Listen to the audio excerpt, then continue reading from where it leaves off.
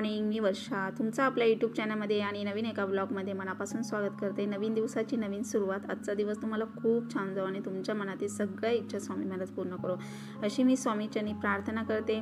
तर आता इथे वाजलेले आहे 7। तर माझं रोजचं रुटीन तुम्हाला माहीतच आहे। मी 5-5:30ला उठून सरांचा टिफिन वगैरे करून दिलेला आहे।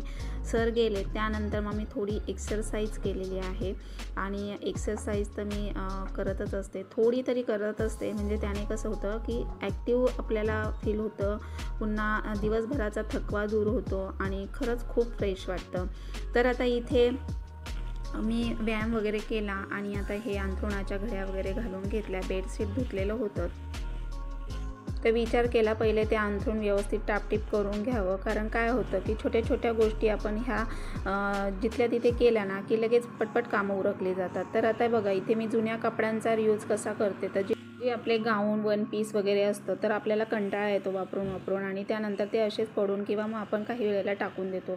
तर मग त्याचा रियूज मी अशा पद्धतीने करते। तर इथे माझं वन पीस, पुन्हा गाऊन वगैरे मॅक्सी होती आणि कॉटनचे वगैरे असल्यावर मग ते आता ह्या फॉर्मच्या ज्या पिलोज आहेत तर त्यांना मी आतून कवर शिवलेले आहेत त्याचे आणि त्याचा अशा पद्धतीने रियूज केलेला आहे, जेणेकरून जे वरचे कवर असतात ना, फायनली आपण जे वरतून कवर घालतात ते खराब होत नाहीत आणि आतून पिलोज पण खूप छान क्लीन अशा नव्या खट राहतात। कारण काही वेळेला काय होतं, व्हाईट कलरचं कापड असतं, आपण ज्या फॉर्मच्या पिलोज घेतो ना, ह्या फॉर्मच्या पिलोज खूप फायदेशीर आहे। हा मानदुखी किंवा तुमचं जे पाठदुखी मानदुखीचा जर तुम्हाला त्रास होत असेल ना तर ह्या फॉर्मच्या पिलो तुम्ही वापरत जा। तर याचा आम्हाला खूप सारा अनुभव आहे। तर सरांनी खास ह्या बनवून घेतलेल्या आहेत कारखान्यामधून आणि आता जेव्हा नवीन फ्लॅटमध्ये जेव्हा नवीन घरात आम्ही आलो, शिफ्ट झालो, त्यावेळेलाच ह्या पिलोज आम्ही बनवून घेतलेल्या आहेत दोन्ही रूममध्ये, मुलांना पण आणि आम्हाला सुद्धा। तर आपल्याला पाहिजे तशी साईज ते आपल्याला बनवून देतात। तर इथे मोठ्या साईजचे हे पिलोज घेतलेले आहेत बनवून आणि त्यांना मी आतून अशा पद्धतीने जुन्या कपड्यांचे कवर शिवलेले आहेत आणि ते कपडे काय होतं की व्हाईट कलरचा कपडा असला ना तर मग घामाने वगैरे तो खराब होतो, पिवळसर असे डाग पडतात। त्यामुळे मग जे आपले जुने कपडे असतात ना, वन पीस किंवा गाऊन्स कॉटनचे, तर त्याच्या मी कवर शिवले आणि ते आतल्या साईडने घालून मग वरती फायनली मी त्यावर बेडशीट आणि पिलोचा कवर मी घातलेला आहे, म्हणजे खराब होत नाही। तर अशा ह्या छोट्या छोट्या गोष्टी आपल्या लेडीजला खूप महत्त्वाच्या असतात की जिथल्या तिथे आपण त्या जर डोकं वापरून केल्या की त्या फायद्याच्या ठरतात। तर अशा पद्धतीने व्यवस्थित मी आता एक रूम आवरून घेतलेली आहे आमची आणि आता मुलांची, तर मुलांचंही ते त्यांचा स्टडी वगैरे चाललेला आहे, होमवर्क, तोपर्यंत म्हटलं की कचरा वगैरे काढून घ्यावं। तर सगळीकडनं कचरा वगैरे काढून घेतला आहे मी।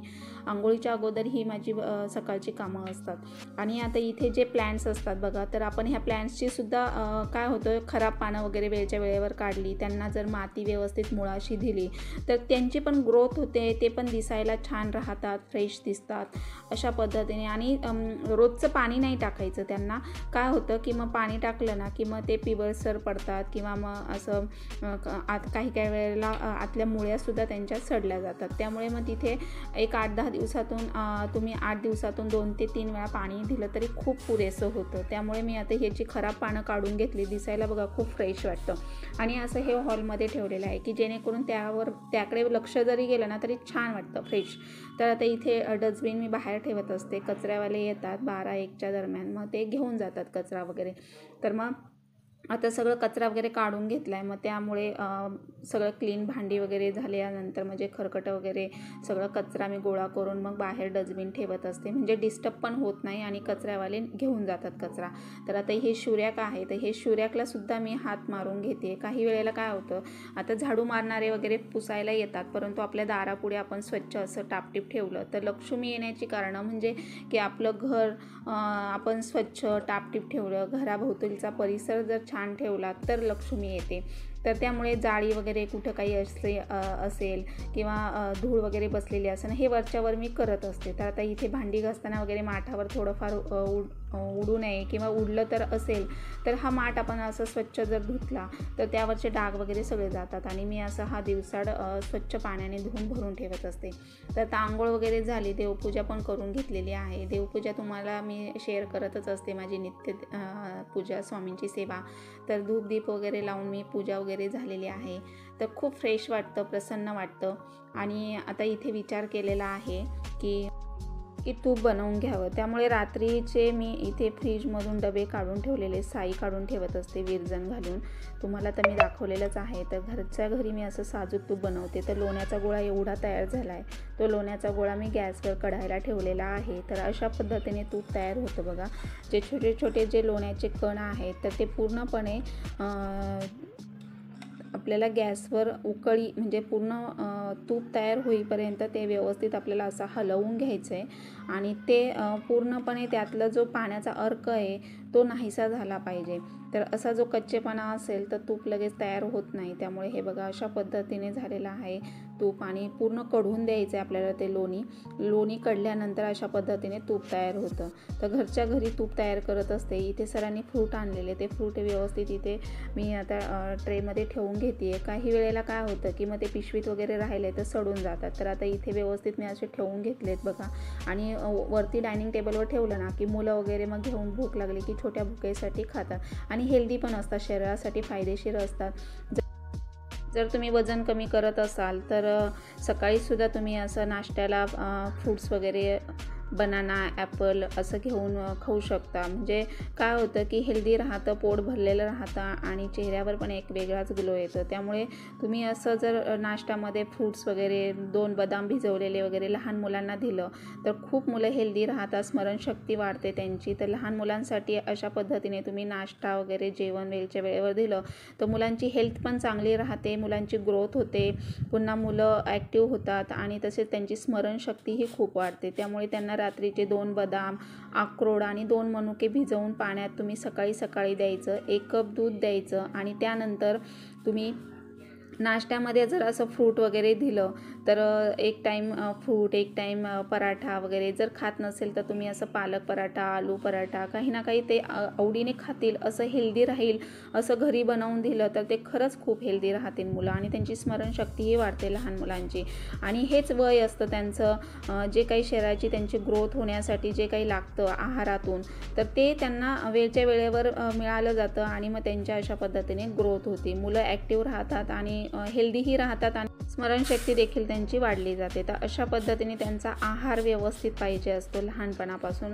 काय होतं आपल्या वेळेस असं नव्हतं, परंतु आता मुलांना कसं आजार वगैरे वेगवेगळ्या प्रकारचे निघालेत, मुलं आत्ताची नाजूक झालेली आहेत। त्यामुळे आपण असं वेळच्या वेळेवर त्यांची काळजी घेतली पाहिजे, म्हणजे त्याने स्मरणशक्ती वाढते आणि ग्रोथही त्यांची चांगली होते। जर तुमच्या मुलाची तब्येत वगैरे वाढत नसेल किंवा त्यांची स्मरणशक्ती त्यांची चांगली तीव्र होण्यासाठी तुम्ही अशा पद्धतीने जर बदाम वगैरे भिजवून दिले, अक्रोड, काळे मनुके तर खरंच त्यांची स्मरणशक्तीही वाढते आणि ग्रोथही चांगली होते। तर असं आहे। असो तर आता मुलं स्कूलला गेली त्यानंतर मग इथे बाजूला एका लेडीजने छान फ्रेश भाज्या आणल्या होत्या। तर विचार केला की मग भाज्या आणलेल्या होत्या सरांनी, परंतु मग तिच्याकडे छान कारली, कोथिंबीर वगैरे होती, बनाना, मग मी घेऊन आली आणि त्यानंतर मग आता इथे काढलेलं आहे दळण करायला। तर आता लवकरच आता पितृपाठ संपलेला आहे आणि नवरात्रीही आता येईलच। तर त्यामुळे मग आता पित्र वगैरे झाल्यानंतर मग आता पुन्हा घराची ही साफसफाई, क्लिनिंग काही ना काही करावं लागतं, कपडे वगैरे वॉश करावं लागतं, काय असेल ती अंथरुणाची, आणि घट बसवायचा म्हटलं तर सगळी साफसफाई घराची करावी लागते। तर असं हे चालूच राहतं काही ना काही। तर आता इथे दळण करायचं, मग मी काय केलं की गहू वगैरे काढून घेतले आणि गहू असे एकदमच मी भरून ठेवत असते, असं एकदम वर्षाचे, म्हणजे एकदा भरले छान असे तापवून त्यांना पावडर वगैरे घालून असं ड्रममध्ये पॅक ठेवले तर ते वर्षभर असे टिकतात, काही किडा वगैरे, आळी जाळी काही लागत नाही आणि असं जेव्हा पाहिजे तेव्हा आपण घेऊन दळण करू शकतो। तर आणि अगदी क्लीन असे गहू मिळतात शेतकऱ्यांचे, तर मग असं मी उन्हाळ्यामध्ये घेऊन ठेवतो। तर मग मी आता दळण काढलेलं आहे, तर दळण करून घेते आणि मग चक्की ही एका साईडला लावलेली आहे। तर एकदम असं मी 8-10 किलो दळून ठेवलं ना की मग टेन्शन नसतं। आणि काही वेळेला काय होतं की दळण दळल्यानंतर चक्की वगैरे सगळं साफ क्लीन करून ठेवावी लागते, त्यामुळे मग एकाच वेळेस मी असं बाजरी, तांदूळ किंवा काही गहू वगैरे दळायचं असेल तर एकसाथ सगळी दळणं मी करून घेते, मग एक दिवस पूर्ण माझा त्याच्यामध्ये जातो। तर मग आता इथे गहू वगैरे निवडून घेते, एक दळण लावलेलं आहे चक्कीमध्ये आणि दुसरं दळण आता मी नंतर टाकणार आहे। तर अर्धा-पाऊण तास लागतो आणि बरं पडतं असं जर घरगुती जर चक्की वगैरे गिरणी असेल तर जेव्हा पाहिजे तेव्हा आपल्या वेळात आपण दळू शकतो। तर कामं बघून हे सगळं घरातलं फॅमिली वगैरे बघून घेऊन अशी माझी एक्स्ट्राची ही कामं असतात. तर आज दिवसभर माझी कामं चाललेत. सगळं आवरल्यानंतर कपडे वगैरे वॉश केली, त्यानंतर भाज्या आणायला गेली, भाज्या वगैरे घेऊन आली. आता दळण वगैरे करून झालं आहे. एक चक्कीमध्ये दळण लावलेलं आहे आणि आता दुसरं टाकणार आहे नंतर. मग तोपर्यंत भाज्या वगैरे क्लीन करून घेते, कोथिंबीर वगैरे. तर आज दिवसभर असं माझं फुल डे बिझी रुटीन चाललेलं आहे. तर थोड्या वेळ पण बसायला मिळालं नाही. पुन्हा काय होतं की मुलं स्कूलला गेल्यानंतर मग ही दुपारच्या वेळात मग मी अशी कामं करते आणि संध्याकाळी परत मग जेवण बनवायचं, मुलांचा थोडासा होमवर्क, स्टडी, त्यांना काही ॲक्टिव्हिटी दिलेली असते तर मग थोडीफार हेल्प किंवा काही सजेस्ट करावं लागतं. मग असा पूर्ण दिवस माझा बिझी जातो. मग कधी कधी तर स्वतःकडे सुद्धा बघायला वेळ नसतो. तर असं आहे. तर आता इथे भाज्या वगैरे निवडून घेते आणि त्यानंतर मग मी दळण वगैरे झाल्यानंतर पुन्हा मग माझी काही राहिलेली कामं मी करते.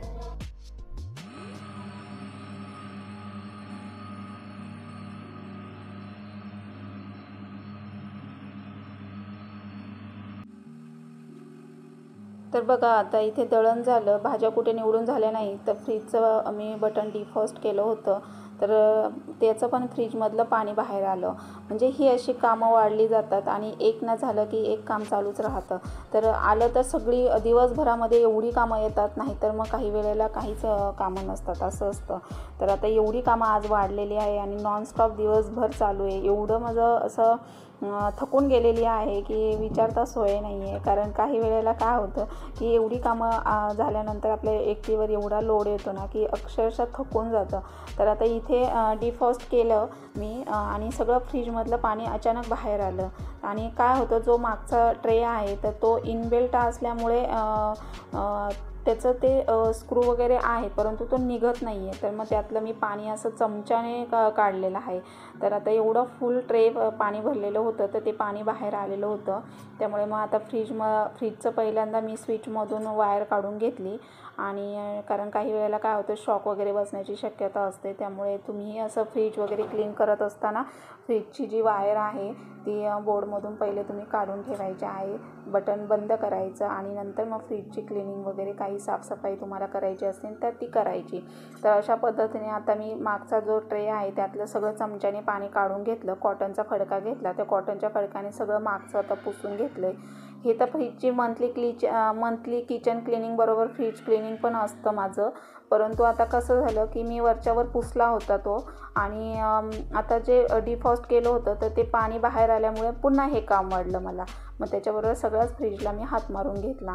तर अशा पद्धतीने कॉटनचा फडका घेऊन त्याच्यामध्ये बुडवून सगळं पाणी असं मी पिळून काढलेलं आहे बघा ट्रेमधलं. म्हणजे ट्रे क्लीन झाला ना की मग जास्त, कारण पाणी साठलं गेलं की त्याच्यामध्ये पाणी पण खूप दिवसाचं साठतं आणि मग किडे वगैरे होतात. तर मग आपण ह्या छोट्या छोट्या गोष्टी आपण होममेकर असल्यानंतर हे लक्ष जातंच आणि असं गृहिणींनी केलं पाहिजे. वरच्यावर साफसफाई, क्लिनिंग, कॉम्प्रेसर वगैरे खराब होत नाही फ्रीजचा. फ्रीज पण जास्त दिवस टिकतो. तर अशा पद्धतीने आहे. तर आता हे माझं एक्स्ट्रा काम वाढलेलं आहे. तर आता हे झाले क्लीन करून, त्याच्या खालचं सगळं मी पुसून वगैरे घेतलेलं आहे. आणि आतली बाजू मी आत्ताच क्लीन केली होती मागच्या आठवड्यामध्ये. तर त्यामुळे हे जे मागचं मला एक्स्ट्रा काम वाढलेलं आहे तर ते मी सगळं साफ करून क्लीन करून घेतलं. आता फ्रीज पुन्हा मी जागेवर ठेवून घेते. अशा पद्धतीने हे माझं काम वाढलेलं आहे. तर मग असं ही जी एकतर दिवसभर एवढी कामं आणि त्याच्यात हे काम वाढल्यामुळं मग पुन्हा चिडचिड होते आपली. तर आता एवढं थकली आहे मी, परंतु आता जरी आपण थकलो तरी पण आपण आणखीन हुरूपाने किंवा उत्साहाने एक्स्ट्रा काम करतच असतो. कारण काम वाढल्यावर ते आपल्यालाच करायचं असतं. त्यामुळे मग असं आहे. तर आता त्याच्याबरोबर लगेच क्लीन करून झाल्यानंतर फरशीलाही मी एक फडका लगेच मारून घेतला. सकाळी पुसली होती. आता पूर्ण मला इथे सगळं कामं करता करता बघा 3-3:30 वाजलेले आहेत. तर दळण केलं, त्याच्यानंतर पुन्हा पहिले कपडे वगैरे वॉश करून घेतली, दळण केलं, भाज्या निवडल्या. आता ही सगळी माझी कामं झालेली आहेत. तर आता वाजलेले आहेत खूप छान. तर 3:30 वगैरे फ्रीज वगैरे क्लीन करणार आहे. तर भाज्या निवडलेलं सगळं डब्यात पॅक करून घेतले. सूप वगैरे आणलेलं ते व्यवस्थित करून घेतली. वगैरे काढली, कोथिंबीर मला छान घेतली, मग ती पण डब्यांमध्ये पॅक करून घेतली. तर असं सारखं काही ना काही चालू असतं. बनाना पण खूप छान फ्रेश मिळाले मला त्यांच्याकडे, तर मग बनाना पण घेऊन आली.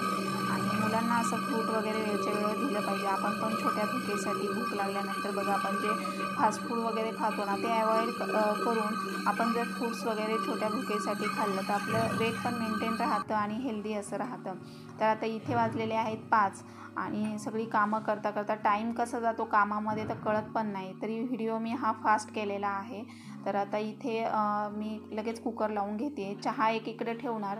चहा एकीकडे ठेवला की लगेच एकीकडे मी डाळ भात वगैरे काय असेल ते कुकर वगैरे लावून घेते भाताचा. म्हणजे साईड बाय साईड कामं पण पटपट उरकली जातात आणि वेळ पण जातो मुलांमध्ये. पुन्हा मुलं आल्यानंतर स्टडी वगैरे चालू होतो त्यांचा, तर मग असं चालू राहतं. तर आता इथे एकीकडे कुकर लावून घेते, एकीकडे दूध वगैरे गरम करून घेतलं की मग चहा वगैरे ठेवला की मग कामं पटपट उरकतात. तर आता इथे बघा मी असं विरजण घातलेलं आहे डब्यामध्ये आणि त्याच्यात मी रोजची दुधावरची साय काढून ठेवत असते आणि ते मिक्स करून पुन्हा मी साईडला ठेवते आणि 1-8 दिवसामध्ये मी असं तूप बनवत असते. तर तुम्ही पाहिलं तूप मी कशा पद्धतीने बनवलं. अगदी लोण्याचा गोळा तयार होतो. दूध पण आणि शिवाय दूध हे गाईचं दूध आम्ही घेतो. गाईचं दूध पचनासाठी हलकं असतं, लहान मुलांना खूप फायद्याचं असतं. गाईच्या दुधाने स्मरणशक्ती वाढली जाते आणि डायजेस्ट व्हायला खूप लहान मुलांना असं गुणकारी आहे गाईचं दूध. त्यामुळे आम्ही पहिल्यापासून मुलं लहान होती तशी मी गाईचं दूधच घेते. तर असं आहे. तर साईडला लगेच आता दुसरं दळण टाकलेलं आहे. दळण झाल्यानंतर पुन्हा मला ती चक्की साफ करून ठेवायची आहे. म्हणजे असा माझा पूर्ण दिवस बिझी कामामध्ये गेलेला आहे. बघा मुलं गेल्यानंतर ही माझी अशा पद्धतीने रुटीन असतं. तर आता ही जी मी भांडी वगैरे काढली होती पितळाची, तर मग ती आता पितळं वगैरे झाली. आता मी ही सगळी तिथल्या तिथे व्यवस्थित ठेवून देते, कारण रोज डेली वापरत नाही पितळाची तांब्याची भांडी. त्यामुळे मग असं कधीतरी काही ऑकेजन किंवा पाहुणे वगैरे असेल तर मग ते मी काढत असते. तर मग ते आता तिथल्या तिथे मी व्यवस्थित पॅक करून ठेवलेले आहे. डाग वगैरे पडत नाही तांब्याच्या पितळाच्या भांड्यांना. मग ती घासली क्लीन केली होती तर ती व्यवस्थित आता ठेवून घेते. तर एवढं माझं स्वच्छ क्लिनिंग छोट्या छोट्या गोष्टींमध्ये आपलं होममेकर म्हटलं तर छोट्या छोट्या गोष्टी आपल्याला किती व्यवस्थित क्लीन ठेवावे लागतात. नाही तर नाही बघितलं तर मग खूप धूळ वगैरे बसून जाते किंवा चिकट होतात किंवा काही गोष्टींकडे आपलं लक्षही देखील जात नाही. तर मग ह्या गोष्टी आपण वेळच्या वेळेवर जर केलं तर ते स्वच्छ क्लीन राहतात. आणि आता जर नवरात्र येणार आहे म्हटल्यावर मग क्लीन करायचं म्हटलं तर जास्तीचं कामही आपल्याला पडत नाही. तर उडीद वडे करण्यासाठी 1 वाटी उडदाची डाळ 7 ते 8 तासांसाठी भिजायला घातली. त्यानंतर मिक्सरला ग्राइंड करून घेतली. त्यामध्ये लाल तिखट, मीठ चवीनुसार, कोथिंबीर भरपूर सारी घातली. तसेच तुम्ही आलं लसूण किंवा हिरव्या मिरचीचाही वापर करू शकता. त्यानंतर हे सगळं मिक्स करून घेतलं आणि एक 5 ते 7 मिनिटासाठी भिजू दिलं. तेल गरम करून घेतलं. तेलामध्ये आता छोटे छोटे वडे आपल्याला सोडून घ्यायचे आहेत आणि लो फ्लेमवर अगदी खरपूस असे तळून घ्यायचे आहेत. इथे सोड्याचा वापर करायचा नाही, नाहीतर खूप सारं तेल शोषलं जातं वड्यांनी. तर अशा पद्धतीने व्यवस्थित असं एकसारखा कलर येईपर्यंत अधूनमधून सगळीकडनं हलवून घ्यायचेत आणि वडे छान सोनेरी रंगावर खरपूस असे तळून घ्यायचेत. तर तुम्ही सॉसबरोबर, चटणीसोबत, कशासोबतही सर्व करू शकता. अगदी लहान मुलांना ब्रेकफास्टलाही खूप छान हेल्दी असे उडीद डाळीचे वडे हे पित्र्यासाठीही केले जातात. तर हे बघा. व्हिडिओ आवडल्यास चॅनलला सबस्क्राईब करा. काय ॲक्टिव्हिटी करता? आता नवरात्रीची दुर्गा माताचं हे करायचं मॅम म्हटले. नवरात्रीमध्ये कोणतं देवीचं हे काढायचं ना, प्रोजेक्ट बनायचं मॉडेल. तर मग मी दुर्गा माताचं केलं आणि मृणालने काढलं. अरे वा, छान केलंय. सुंदर काढली देवी. वाव, इथे मृदुलने देवी काढली आहे कार्डबोर्ड पेपरवर आणि कट केलेली आहे शेपनुसार. 3D टाईप करताय का? हो, 3D मॉडेल बनवायचं. आणि मृणालने पण केलेली आहे कालिका माता. कुठची माता केली? दाखव. वाव, मस्त काढले, मस्त केलंय. अजून करायचंय ना? आवरून घ्या, कंप्लीट करून घ्या.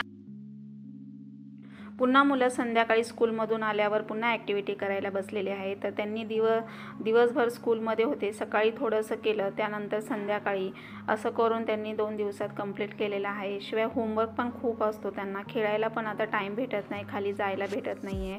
तर असं त्यांचं अभ्यासावर फोकस असतो आणि सेल्फ स्टडी स्वतः करतात. त्यांना मी तशी सवयच लावली आहे की काही झालं तरी स्कूलमधून आल्यानंतर, फ्रेश झाल्यानंतर, नाश्ता केल्यानंतर तुम्ही पहिला तुमचा होमवर्क कंप्लीट करून घ्या. घ्यायचा, मग बाकी गोष्टी करायच्या. कारण काही वेळेला मुलांना आपण जर चांगल्या सवयी जर वेळच्या वेळेवर लावल्या तर मुलांना ती सवय होते.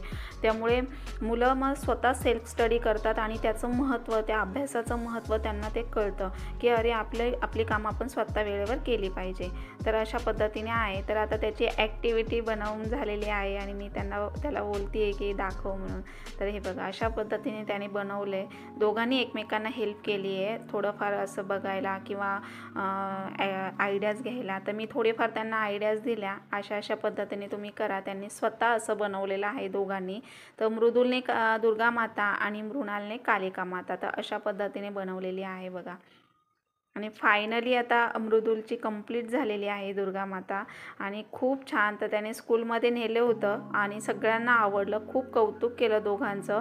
पुन्हा यांचं ॲक्टिव्हिटी सिलेक्शन झालेलं आहे, सिलेक्ट केलं आहे नवरात्रीसाठी. त्यामुळे मॅमने त्यांना पुन्हा सांगितलं की ज्वेलरी वगैरे, काही नथ वगैरे, बँगल्स असेल तर ते पुन्हा असं छान डेकोरेट करा. तर मी माझ्या काही वस्तू होत्या नथ वगैरे, तर हे बघा पुन्हा असं लावलेलं आहे. गळ्यातलं बँगल्स घातल्यात, गळ्यातलं मंगळसूत्र. तर अशा पद्धतीने कलर वगैरे, लिपस्टिक, हे नेल पेंट्स वगैरे असं दिलेलं आहे. तर चंद्रकोर, छान मुकुट बनवला आहे. तर अशा पद्धतीने मृदुलने छान ॲक्टिव्हिटी केलेली आहे आणि मृणालने सुद्धा कालिका माता बनवलेली आहे. तर मृणालचं देखील मी तुम्हाला दाखवतेच. तर अशा पद्धतीने स्वतः ते सेल्फ स्टडी करतात. आपणही असं मुलांना छान असं जिथल्या तिथे वस्तू ठेवण्याची किंवा ॲक्टिव्हिटी, स्वतःचा होमवर्क, स्वतःची कामं स्वतः करायची सवय लावली तर मुलं त्याच्यामध्ये तयार होतात आणि मुलं स्वतःची कामं स्वतः करायला लागतात. मग आपल्याला पण जास्तीचं टेन्शन येत नाही. तर अशा पद्धतीने आहे. तर मृणालने पण छान इथे कालिका माता बनवलेली आहे बघा, खूप छान बनवलेली आहे. जीभ वगैरे दाखवली, केस वगैरे, हेअर दाखवलेले आहेत. मुंडक्यांची माळ आहे कालिका मातेच्या गळ्यामध्ये, ते दाखवलं आहे. तर अशा पद्धतीने बनवली. तर खूप छान वाटलं आणि त्यांचं कौतुक केलं प्रिन्सिपल मॅमने, क्लास टीचर. तर खूप छान वाटलं की त्यांनी एवढं मेहनतीने केलं आणि ते सक्सेस झालं. तर अशा पद्धतीने आहे माझा व्लॉग. इथेच मी एंड करते. आय होप आवडला असेल तर लाईक करा, सबस्क्राईब करा, जास्तीत जास्त शेअर करा. तर भेटूया नेक्स्ट व्लॉगमध्ये. तोपर्यंत मस्त खा, मस्त राहा. Bye bye.